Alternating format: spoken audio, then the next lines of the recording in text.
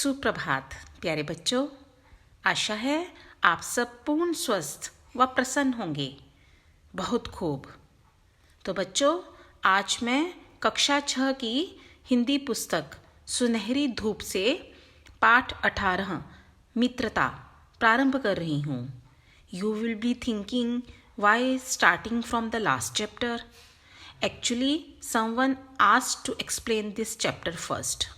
So, I am starting grade 6 Hindi syllabus from chapter 18, that is Mitrata. It means दोस्ती, friendship. आइए पहले लेखक द्वारा दिया गया पाठ परिचय पढ़ें।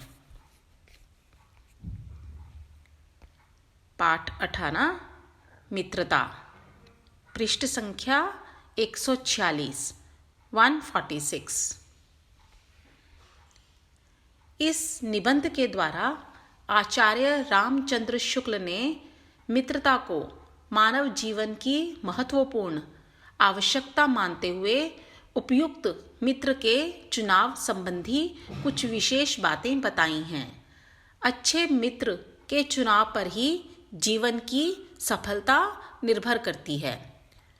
ऊपरी दिखावा करने वाले, केवल मित्रता का दम भरने वाले साथियों की कुसंगति दिन रात अवनति के गड्ढे में गिराती जाती है। इसलिए जीवन में सोच विचार कर मित्र का चुनाव करना चाहिए। In nutshell, on the selection of a good friend our life's success depends, whereas a bad company surely leads to the failures in life. अच्छे मित्र की आवश्यकता पर बल देते हुए महात्मा बुद्ध ने भी कहा है कि किसी जंगली जानवर की अपेक्षा एक कपटी और दुष्ट मित्र से अधिक डरना चाहिए। जानवर तो बस आपके शरीर को नुकसान पहुंचा सकता है, पर एक बुरा मित्र आपकी बुद्धि को नुकसान पहुंचाता है। So now we will start the reading of the chapter. जब कोई युवा पुरुष अपने घर से बाहर निकलकर बाहरी संसार में अपनी स्थिति जमाता है, युवा पुरुष अ यंग मैन अपने घर से बाहर निकलकर means for making of his और हर करियर, मीन्स भविष्य निर्माण के लिए। जब वह घर से बाहर निकलकर बाहरी संसार में अपनी स्थिति जमाता है, तब पहली कठिनाई उसे मित्र चुनने में होती है। मित्रों के चुनाव की उपयुक्तता पर, उपयुक्तता मीन्स औचित्य, मीन्स राइटनेस, पर उसके जीवन की सफलता निर्भर करती है, क्योंकि संगति का गुप्त प्रभाव हमारे आचरण पर बड़ा भारी पड़ता है। संगति मीन्स कंपनी, गुड और बैड। गुप्त प्रभाव मीन्स सामने से, ऊपर से तो नज़र नहीं आता, पर कंपनी जो है, जो संगति है, वो धीरे धीरे हम पर अपना असर दिखाती रहती है। जो एकदम से नज़र नहीं आता, धीरे धीरे हमारे आचरण, हमारे चाल चलन, हमारे चरित्र पर उसका प्रभाव पड़ता रहता है। हम लोग ऐसे समय में समाज में प्रवेश करके अपना कार्य आरंभ करते हैं, जबकि हमारा चित्त कोमल और हर प्रकार का संस्कार ग्रहण करने योग्य रहता है। चित्त कोमल मीन्स टेंडर माइंड, मीन्स हमारा मन भी अत्यंत कोमल होता है, जो अच्छे या बुरे संस्कार को आसानी से ग्रहण कर लेता है। और हम लोग कच्ची मिट्टी की मूर्ति के समान रहते हैं, जिसे जो जिस रूप में चाहे उस रूप में ढाल ले, चाहे राक्षस बनाए चाहे देवता। मीन्स हम बहुत नाजुक होता है हमारा मन, उस पर हर बात का, अच्छी या बुरी का बहुत जल्दी प्रभाव पड़ता है। जैसे कच्ची मिट्टी पर कच्ची मिट्टी की मूर्ति को हम चाहे राक्षस बना लें तो चाहे उसको देवता का रूप दे दें, तो इस तरह से हम पर भी बहुत जल्दी प्रभाव पड़ जाता है हमारे मन पर। ऐसे लोगों का साथ करना हमारे लिए बुरा है जो हमसे अधिक दृढ़ संकल्पी हैं, मीन्स फर्म डिटर्मिनेशन वाले, क्योंकि हमें उनकी हर बात बिना विरोध के मान लेनी पड़ती है। और पर ऐसे लोगों का साथ करना और भी बुरा है जो हमारी ही बात को ऊपर रखते हैं, क्योंकि ऐसी दशा में ना तो हमारे ऊपर कोई नियंत्रण रहता है और ना हमारे लिए कोई सहारा रहता है। मीन्स दूसरी टाइप के जो मित्र कैसे हैं, जो हमारी ही हाँ में हाँ मिलाते हैं, हम सही कहें या गलत करें सब उनके लिए सब सही है, वो हमारी हर बात में हाँ मिलाएंगे। तो ये दशा भी लेखक के अनुसार अच्छी नहीं है। ऐसे में हमारा अपने आप पर कोई कंट्रोल, नियंत्रण मीन्स कोई कंट्रोल नहीं रहता और ना ही हमें कोई सहारा, कोई सपोर्ट मिल पाती है। कि मित्र किस लिए होते हैं? सपोर्ट के लिए, हेल्प के लिए जीवन में, कि हम अच्छे या बुरे में हमारा साथ दें, हमें बताएं कि क्या अच्छा है और क्या बुरा है, सही को सही और गलत को गलत कहने की उनमें सामर्थ्य हो, वो हमारे सच्चे मित्र होते हैं। पर यदि वो एक तरह की ऐसे मित्र जो अपनी ही बात मनवाएं, दृढ़ संकल्पी मीन्स अपनी ही बात मनवाएं, जो हम कह रहे हैं उसे ही मानो, वे यह स्थिति भी अच्छी नहीं है। और जो मित्र हमारी ही हाँ में हाँ मिलाएं कि हम अच्छा कहें या बुरा कहें सब उनके लिए सही, तो दोनों ही स्थितियां सही नहीं हैं। तो ऐसे में हमारा जो है हमें ना तो कोई सपोर्ट मिल पाती है, ना हम पर हमारा कोई कंट्रोल रहता है। दोनों अवस्थाओं में जिस बात का भय रहता है उसका पता युवकों को प्रायः बहुत कम रहता है। कितने आश्चर्य की बात है कि लोग एक घोड़ा लेते हैं तो उसके 100 गुण दोष को परख कर लेते हैं, पर किसी को मित्र बनाने में उसके पूर्व आचरण और स्वभाव आदि का कुछ भी विचार और अनुसंधान नहीं करते। मीन्स हम जब मित्र बनाते हैं हम ये नहीं देखते कि उसका आचरण कैसा है, पहले उसके बारे में उसकी लोगों की क्या राय है, वो कैसा है, उसका चाल चलन, उसका चरित्र कैसा है या उसका स्वभाव कैसा है, उसकी नेचर कैसी है, इस पर हम कोई सोच विचार नहीं करते और ना ही अनुसंधान में इस खोज खबर लेते हैं। वे उसमें सब बातें अच्छी ही अच्छी मानकर अपना पूरा विश्वास जमा देते हैं। बस मित्र, ये तो मेरा मित्र है, ये सब इसमें सब अच्छा ही अच्छा होगा, हम उस पर इतना विश्वास कर लेते हैं। हंसमुख चेहरा, बातचीत का ढंग, थोड़ी चतुराई या साहस, ये ही 2-4 बात किसी में देखकर लोग चटपट उसे अपना बना लेते हैं। मीन्स किसी का बाहरी व्यक्तित्व देखकर, चेहरा अच्छा है, हंसमुख है, अच्छी ढंग से बात करता है, साहसी है, मुसीबत में कहीं काम आ जाएगा, बस 2-4 बातें देखकर हम किसी को अपना मित्र बना लेते हैं। यह बात हमें नहीं सूझती क्योंकि यह ऐसा साधन है जिसमें आत्मशिक्षा का कार्य बहुत सुगम हो जाता है। आत्मशिक्षा मतलब अपने आप को एजुकेट करना, और सुगम मतलब आसान। एक प्राचीन विद्वान का कथन है, विश्वास पात्र मित्र से बड़ी भारी रक्षा रहती है। जिसे ऐसा मित्र मिल जाए उसे समझना चाहिए कि खजाना मिल गया। विश्वास पात्र मीन्स ट्रस्ट वर्दी, जिस पर हम विश्वास कर सकें। ऐसा मित्र यदि किसी को मिल जाए तो वो किसी खजाने से, किसी बहुत बड़ी दौलत से कम नहीं है। विश्वास पात्र मित्र जीवन की औषध है। औषध मतलब मेडिसिन, दवाई। हमें अपने मित्रों से यह आशा रखनी चाहिए कि वे उत्तम संकल्पों से हमें दृढ़ करेंगे। मतलब यदि हम अच्छे कोई संकल्प लेते हैं तो उसको और वो हमें दृढ़ करेंगे कि आप ठीक कर रहे हो, आगे बढ़ो। अच्छे जब हम कोई संकल्प लेते हैं, कोई अच्छे रेजोल्यूशंस लेते हैं, दोषों और त्रुटियों से हमें बचाएंगे। और गलत कोई हमारा डिसीजन है, हम कुछ गलत सोच रहे हैं करना, कुछ हमें कमी है, तो उससे हमें वो हमारी रक्षा करेंगे। हमारे सत्य, पवित्रता और मर्यादा के प्रेम को पुष्ट करेंगे कि ये जो हमारी वैल्यूज़ हैं, सत्य पर चलना, पवित्रता और मर्यादा के प्रेम को और पुष्ट करेंगे, मतलब उसको बढ़ाएंगे। जब हम कुमार्ग पर पैर रखेंगे तब वे हमें सचेत करेंगे। तो ये मित्र का एक कर्तव्य है कि अपने मित्र को, यदि वो कुमार्ग मतलब बुरे मार्ग पर पैर रखने का प्रयास करे या गलत रास्ते पर चले तो उसे वो सचेत करे, उसे अलर्ट करे।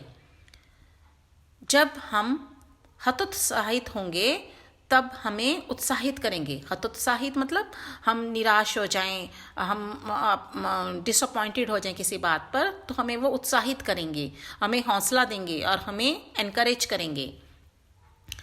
सारांश यह है कि हमें उत्तमता पूर्वक जीवन निर्वाह करने में वे हर तरह से हमारी सहायता करेंगे।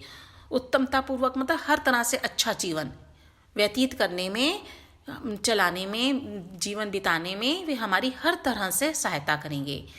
सच्ची मित्रता में उत्तम वैद्य की सी निपुणता और परख होती है। उत्तम वैद्य मीन्स अच्छे डॉक्टर की जैसी, निपुणता मीन्स एक्सपर्ट होता है वो, और परख मतलब पहचान होती है कि क्या अच्छा है क्या बुरा है वो समझ लेता है, और हमारी समस्या को वो समझकर उसका वो उपचार भी वो जानता है, उसका समाधान भी हमें देता है। वो होता ऐसा होता है सच्चा मित्र। अच्छी से अच्छी माता का सा धैर्य, धैर्य मतलब धीरज और कोमलता होती है, और माता जैसा एक अच्छी माँ की तरह उसमें धैर्य होता है। मतलब हमारी हर बात को वो क्योंकि वो हमारा सच्चा मित्र है, वो झेल लेता है और समय आने पर हमें सही या गलत की बात हमें समझाता है। ऐसी ही मित्रता करने का प्रयत्न प्रत्येक व्यक्ति को करना चाहिए। छात्रावस्था में मित्रता की धुन सवार रहती है। मित्रता हृदय से उमड़ी पड़ती है। छात्रावस्था में जब ये जो स्टूडेंट्स लाइफ है, इस समय हम नए नए मित्र, हमारे मन में धुन रहती है कि नए नए मित्र बनाएं, खूब मित्र बनाएं। तो सहपाठी की मित्रता, इस उक्ति में हृदय के कितने भारी उथल पुथल का भाव भरा हुआ है। किंतु जिस प्रकार युवा पुरुष की मित्रता स्कूल के बालक की मित्रता से अधिक दृढ़, शांत और गंभीर होती है, उसी प्रकार हमारी युवावस्था के मित्र बाल्यावस्था के मित्रों से कई बातों में भिन्न होते हैं। तो जो बचपन की मैत्री है, छोटे बच्चे की मैत्री है, उसमें इतनी गंभीरता नहीं होती। अभी दोस्त, अभी झगड़ा हो जाएगा, फिर दोस्ती हो जाएगी। पर जो एक युवा पुरुष की, एक यंग मैन की जो फ्रेंडशिप है, वह स्कूल के बालक से की मित्रता से अधिक दृढ़ होती है, अधिक फर्म होती है, अधिक शांत और गंभीर होती है। मतलब गंभीरता से मतलब उसमें सीरियसनेस होती है। उसी प्रकार हमारी जो युवावस्था के मित्र हैं वो भी बाल्यावस्था के, मतलब बचपन के मित्रों से भिन्न होते हैं। मित्र केवल उसे नहीं कहते जिसके गुणों की तो हम प्रशंसा करें, पर जिससे हम स्नेह ना कर सकें। तो वो हम, यदि हमारे मन में भी ऐसी भाव हैं कि हम गुणों की गुणों की प्रशंसा तो करते हैं, पर अंदर से हम उससे स्नेह नहीं करते, हमें जेलस है, हमें उससे शायद हम ईर्ष्या करते हैं, तो इसका मतलब हम भी सच्चे मित्र नहीं हैं। जिससे अपने छोटे छोटे काम भी हम निकालते जाएं, पर भीतर ही भीतर घृणा करते रहें, तो यह अच्छी बात नहीं है कि हम अपने मित्र को केवल प्रयोग की वस्तु समझें कि ये यहाँ पे मेरे यह काम आ सकता है, इसलिए हम उससे दोस्ती रखूं, और भीतर ही भीतर हम उससे ईर्ष्या या घृणा करें। तो इसका मतलब हमारी ये सच्ची मैत्री नहीं है। मित्र सच्चे पथ प्रदर्शक के समान होना चाहिए, जिस पर हम पूरा विश्वास कर सकें। पथ प्रदर्शक मतलब हमारा गाइड, अच्छा हमें गाइड करने वाला, तो मार्ग बताने वाला, सही या बुरा पर हमें सचेत करने वाला। मित्र भाई के समान होना चाहिए, जिसे हम अपना प्रीति पात्र बना सकें। जैसे हमें अपने भाई के साथ सच्चा प्रेम होता है, हम उसका अहित कभी सोच नहीं सकते, ऐसे ही हमें अपने मित्र के प्रति भी हमारे मन में भाव होना चाहिए। हमारे और हमारे मित्र के बीच सच्ची सहानुभूति होनी चाहिए, ऐसी सहानुभूति जिससे एक के हानि लाभ को दूसरा अपना हानि लाभ समझे। मतलब सच्ची मैत्री इसे ही कहेंगे ना, कि किसी का हानि तो हम समझे मेरी हानि हुई, उसकी खुशी हुई, उसको लाभ मिला, तो हम भी उतने ही प्रसन्न हों कि मेरे मित्र की उन्नति, उसका लाभ मेरा लाभ, हमें मतलब उसकी खुशी में खुशी और उसके दुख में दुख हम भी अनुभव करें। मित्रता के लिए आवश्यक नहीं है कि दो मित्र एक ही प्रकार का कार्य करते हों। या एक ही रुचि के हों, यह आवश्यक नहीं है कि उनके इंटरेस्ट सेम हों और काम भी, उनका प्रोफेशन भी एक ही हो, ऐसा ज़रूरी नहीं है। वे भिन्न प्रकृति के मनुष्यों दो भिन्न प्रकृति के मनुष्यों में बराबर प्रीति और मित्रता रही है। मतलब डिफरेंट नेचर के, भिन्न प्रकृति मतलब भिन्न अलग अलग स्वभाव के मनुष्यों में भी प्रीति मतलब प्रेम और मैत्री रह सकती है। राम धीर और शांत प्रकृति के थे, लक्ष्मण उग्र और उद्धत स्वभाव के थे। तो यह हम सब जानते ही हैं, भगवान राम और लक्ष्मण दोनों के जो स्वभाव थे एकदम विपरीत थे, पर दोनों भाइयों में अत्यंत प्रगाढ़ स्नेह था, मतलब बहुत गहरा इनमें प्यार और मित्रता थी। उन दोनों की मित्रता खूब निभी। यह कोई बात नहीं है कि एक ही स्वभाव और रुचि के लोगों में ही मित्रता हो सकती है। समाज में विभिन्नता देखकर लोग एक दूसरे की ओर आकर्षित होते हैं। जो गुण हम में नहीं है, हम चाहते हैं कि कोई ऐसा मित्र मिले जिसमें वे गुण हों। चिंताशील मनुष्य प्रफुल्लित चित्त का साथ ढूंढता है, निर्बल बलि का। तो जो चिंताशील है, जो हर समय चिंतन में रहता है, मनन करता है ज़्यादा, वह चाहता है कि मुझे ऐसा मित्र मिले जो प्रफुल्लित मतलब प्रसन्नचित्त रहने वाला हो, खूब बातूनी, खूब प्रसन्न रहने वाला हो। निर्बल बलि का, जो कमज़ोर है वो चाहेगा कि मेरा मित्र बलवान हो। धीर उत्साही का, जो खूब धैर्यशील है, पेशेंस वाला है, वो चाहता है कि मेरा मित्र कैसा हो, जो खूब उत्साही हो, मतलब उसमें खूब उत्साह जोश हो। उच्च आकांक्षा वाला चंद्रगुप्त युक्ति और उपाय के लिए चाणक्य का मुंह ताकता था। नीति विशारद अकबर मन बहलाने के लिए बीरबल की ओर देखता था। तो इस तरह से विपरीत स्वभाव वालों की हमें कभी कभी आवश्यकता होती है। कुसंग का ज्वर सबसे भयानक होता है। कुसंग मतलब बैड कंपनी, बुरी संगत। ज्वर मतलब बुखार, सबसे भयानक होता है।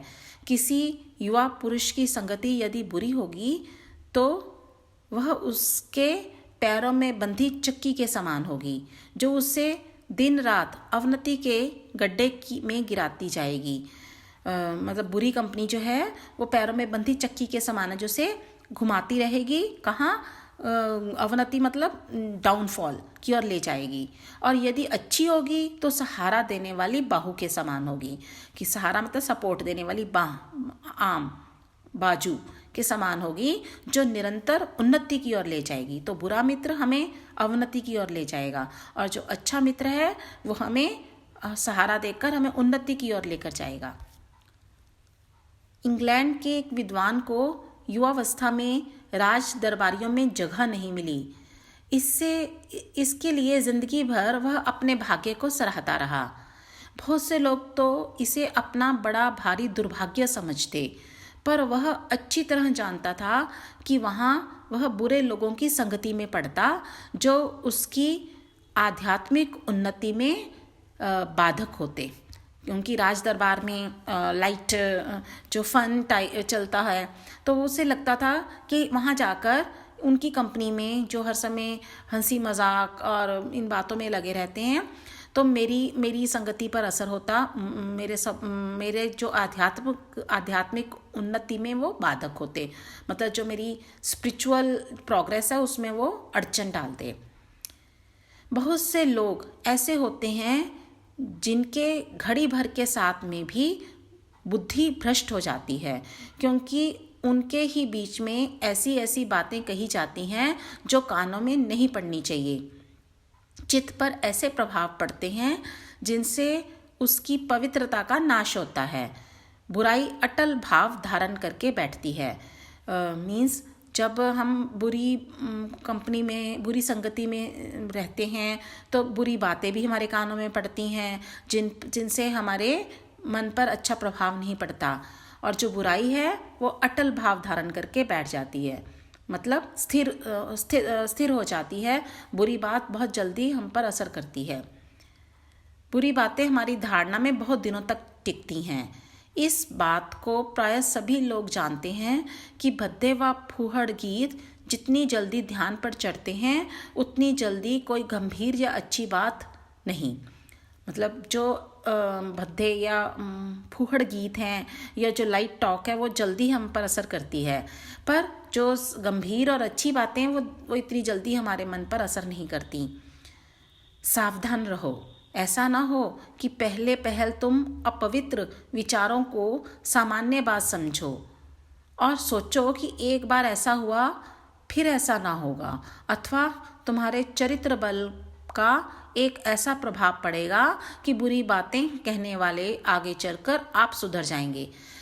तो लेखक हमें सावधान कर रहा है कि ऐसा नहीं होता कि हम सोचते हैं कि एक बार में क्या हो जाएगा, कुछ नहीं होगा, और या मेरा तो कैरेक्टर इतना स्ट्रांग है कि जिससे कि बुरी बातें करने वाले भी आगे जाकर सुधर जाएंगे। ऐसा नहीं होता, ऐसा नहीं होगा। जब एक बार मनुष्य अपना पैर कीचड़ में डाल देता है तब फिर वह नहीं देखता कि वह कहाँ और कैसी जगह पैर रख रहा है। मतलब एक बार हम गलत रास्ते पर चल पड़े, कीचड़ में जैसे पैर चला गया तो हमारा गंदा तो हो ही गया, तो हम कहेंगे अब कहीं भी पड़ जाए क्या फ़र्क पड़ता है, क्योंकि पैर तो गंदा ही है।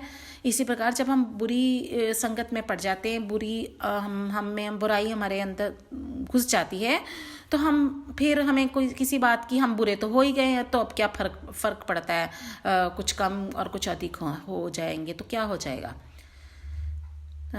तो ऐसा हम सोचने लगते हैं। धीरे धीरे उन बुरी बातों में अभ्यस्त होते होते उससे तुम्हारी घृणा कम हो जाएगी। तो हम इतने यूज्ड टू हो जाएंगे उन बुरी बातों के कि हमें शुरू में तो हमें अच्छा नहीं लगता था कि नहीं अच्छी बात नहीं है, मतलब हम उनसे घृणा करते थे। पर हमारी धीरे धीरे हम इतने अभ्यस्त हो जाएंगे, हमें आदत पड़ जाएगी उन बातों की कि हमें उनसे अब घृणा नहीं होगी। पीछे तुम्हें इनसे चिढ़ ना मालूम होगी और ना हमें चिढ़ लगेगी, क्योंकि हम इरिटेट भी नहीं होंगे ऐसी बातों से, क्योंकि तुम यह सोचने लगोगे कि इसमें चिढ़ने की बात ही क्या है। तुम्हें भले बुरे की पहचान न रह जाएगी। अंत होते होते तुम भी बुराई के भक्त बन जाओगे। अतः हृदय को उज्जवल और निष्कलंक रखने का सबसे अच्छा उपाय यही है कि बुरी संगति की छूत से बचो। एक पुरानी कहावत है, काजल की कोठरी में कैसो ही सियानो जाए, एक लीक काजल की लागी है पै लागी है। मीन्स काजल मीन्स जो आँखों में हम काजल लगाते हैं उसकी कोठरी में, मतलब आप कह सकते हो कालिक की कोठरी में। कोठरी means a small room you can say. कैसो ही सियानो जाए, कि कितना भी बुद्धिमान व्यक्ति कहे कि मैं तो जब काजल की कोठरी में जाऊंगा तो मैं तो अपने आप को बचा कर रखूँगा, मुझ पर कोई कालिक नहीं लगेगी। पर यहाँ का जो लेखक है वो कह रहा है एक लीक काजल की लागी है पै लागी है। जब आप उस कोठरी में घुस ही गए, जितना मर्जी हम अपने आप को बचाने का प्रयास करो, कहीं ना कहीं एक आध लकीर, लीक मतलब लकीर, मतलब थोड़ी बहुत आप पर भी कालिक लग ही जाएगी, उसका प्रभाव पड़ ही जाएगा। तो यदि आप कालिक से बचना चाहते हो तो उस कोठरी में ही प्रवेश मत करो, कहने का ये तात्पर्य है। तो बुरे लोगों की संगति में जाने से अपने आप को कितना भी बचाएं, बुरा प्रभाव पड़ ही जाता है। तो इसलिए यदि इसके लेखक हैं आचार्य रामचंद्र शुक्ल, तो ये कह रहे हैं कि यदि आप बुराई से बचना चाहते हो तो बुरे लोगों की संगति से भी आपको बचना होगा। आशा है इस पाठ के माध्यम से आपने भी अपने जीवन में एक अच्छे मित्र की भूमिका को भली भांति समझ लिया होगा, और अब आप अपने मित्र के चुनाव के समय इन सभी बातों का अवश्य ध्यान रखेंगे। Okay then, back exercises of this chapter next time. Till then, bye bye, take care.